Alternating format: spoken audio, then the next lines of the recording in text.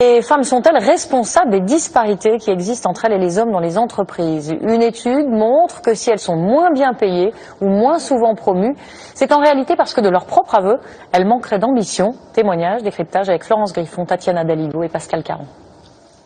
À 45 ans, Delphine Maisonneuve a gravi presque tous les échelons d'un grand groupe d'assurance. Ce matin, elle participe à un conseil d'administration. Une femme ambitieuse, mère de 4 enfants, qui a dû parfois forcer sa nature pour s'imposer. Même si on a une bonne dose de confiance en soi, à tout moment on se dit finalement est-ce que je vais en être capable, est-ce que je vois pas trop grand, est-ce que je suis pas trop gourmande, et puis au final il suffit d'avoir autour de soi des gens qui vous renvoient une image positive, qui vous donnent confiance. Vais-je en être capable? Cette question, 49% des femmes se la posent, contre seulement 35% des hommes, d'après un sondage réalisé par le magazine Elle. Autre question qui freine l'ambition des femmes, comment concilier vie de famille et poste à responsabilité? Je vais forcément poser cette question-là. Et ça peut éventuellement vous freiner?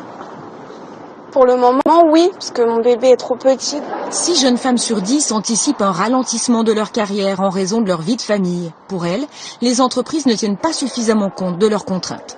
On est récompensé sur le fait qu'on est très présent physiquement dans l'entreprise et pas forcément sur les résultats. Or, les femmes souhaiteraient pouvoir être plus libres de leur temps pour pouvoir justement mener à bien leur ambition.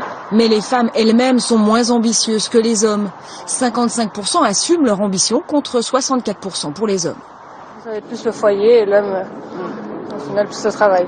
Ça reste comme ça même pour vous? Bah ouais, moi ouais, jour d'aujourd'hui, ouais. Enfin, ce serait plus logique. On a un peu vieux jeu, quoi. Ah ouais. Pourtant, les mentalités changent. Pour ces cadres d'un cabinet de consulting, pas question de rester à la maison.